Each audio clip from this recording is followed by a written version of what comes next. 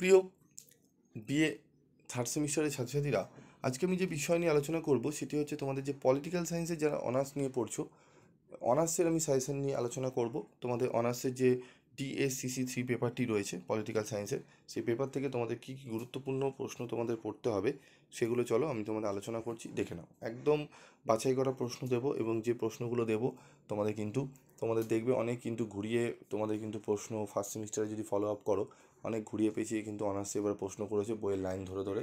ঠিক আছে, অনেকেই সায়েন্স দিয়েছিল, অনেকে পলিটিক্যাল সায়েন্সের প্রফেসর সে তারাও সাজেশন দিয়েছে, কিচ্ছু প্রশ্ন কিন্তু আসেনি। ঠিক আছে, তো তার জন্য কী বলতো, আমাদের একটুখানি আমরা বিভিন্ন প্রফেসরের সঙ্গে আমরা আলাপ আলোচনা করে কিন্তু সাজেশনগুলো রেডি করি।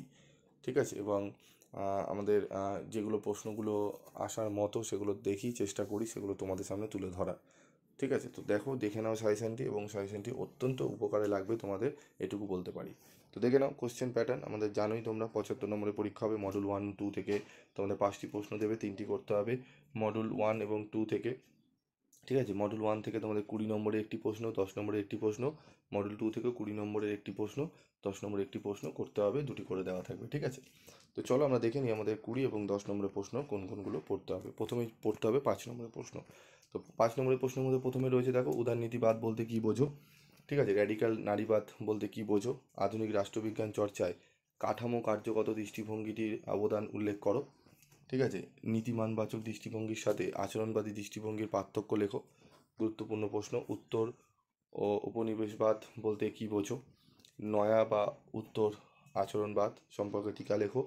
রাজনীতি পাঠে নীতিমানবাচক দৃষ্টিভঙ্গির সীমাবদ্ধতা সম্পর্কে টিকা লেখো। ভালো করে এই প্রথম 7টি প্রশ্ন ভালো করে দেখে নাও।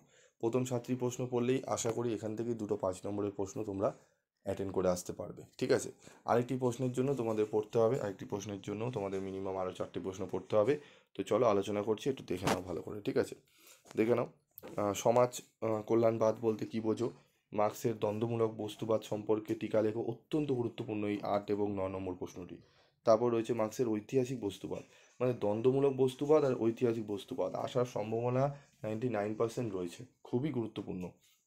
টোটাল এই 10টা প্রশ্ন, প্রথম 10টা প্রশ্ন খুব ভালো করে তোমরা রেডি করতে হবে তোমাদের। ঠিক আছে, তারপর রয়েছে, দেখো, মার্ক্সের শ্রেণী সংগ্রাম তত্ত্ব সংক্ষেপে সম্পর্কে টিকা লেখো, অত্যন্ত গুরুত্বপূর্ণ।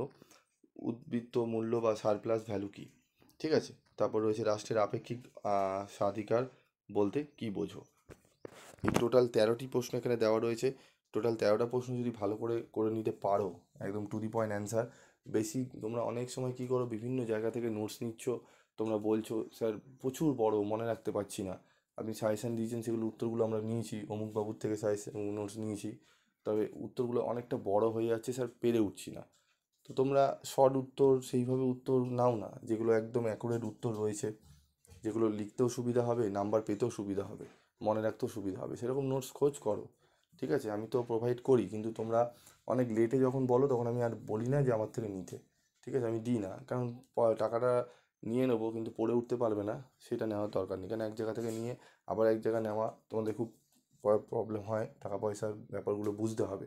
ঠিক আছে, আমি নোটস সেল করে দিলাম, আমার কাজ শেষ, আমার কোনো দায়িত্ব নেই, এটা হয় না একজন টিচারের পক্ষে। ঠিক আছে, চেষ্টা করি তোমাদেরকে সঠিক গাইড দেওয়ার। তো তোমরা একটু যদি ভালো করে ভাবনা চিন্তা করো তাহলেই তোমরা বুঝতে পারবে। ঠিক আছে, তো চলো এবার আমরা দেখে নেব আমাদের 20 এবং 10 নম্বরের প্রশ্ন। রাষ্ট্রবিজ্ঞান চর্চায় আচরণবাদী দৃষ্টিভঙ্গির বৈশিষ্ট্যগুলি পর্যালোচনা করো। কী অর্থে একে একটি পদ্ধতিগত বিপ্লব বলে গণ্য করা হয়।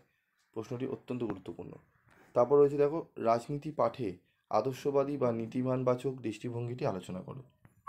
রাষ্ট্রবিজ্ঞানের আচরণবাদী বিশ্লেষণ ধারার গুরুত্ব কী, এই ধারার সীমাবদ্ধতা কী। আধুনিক রাজনীতির চর্চায় উত্তর উপনিবেশবাদ দৃষ্টিভঙ্গির ওপর একটি টিকা লেখো। অত্যন্ত গুরুত্বপূর্ণ। তুমি কি মনে করো নীতিমানবাচক ও অভিজ্ঞতাবাদী দৃষ্টিভঙ্গি পরস্পর বিরোধী, যুক্তি সহকারে ব্যাখ্যা করো। এই 5টা প্রশ্ন অত্যন্ত গুরুত্বপূর্ণ, খুব ভালো করে তোমাদের কিন্তু করতে হবে। তারপর রয়েছে, দেখো, র্যাডিক্যাল নারীবাদ বলতে কী বোঝো, র্যাডিক্যাল নারীবাদ সম্পর্কে সিমন দি বোভেয়ারের মতবাদগুলি আলোচনা করো। তারপর রয়েছে নারীবাদ কী। ঠিক আছে, নারীবাদ কী, নারীবাদের বিভিন্ন ধারা সম্পর্কে আলোচনা করো। ঠিক আছে, টোটাল এখানে 7টা প্রশ্ন আমি রেখেছি, 20 এবং 10 মিলিয়ে মডেল 1 থেকে। তার মানে এখান থেকে তোমরা পাবে একটি 20 এবং একটি 10, ঠিক আছে? 30 নম্বর এই 7টা প্রশ্নের মধ্যেই লুকিয়ে রয়েছে। ভালো করে তোমাদের এই 7টা প্রশ্ন একটু ভালো করে তোমাদের প্র্যাকটিস করতে হবে, ঠিক আছে? খুবই গুরুত্বপূর্ণ প্রশ্ন, এগুলোকে রেডি করতে হবে, ঠিক আছে?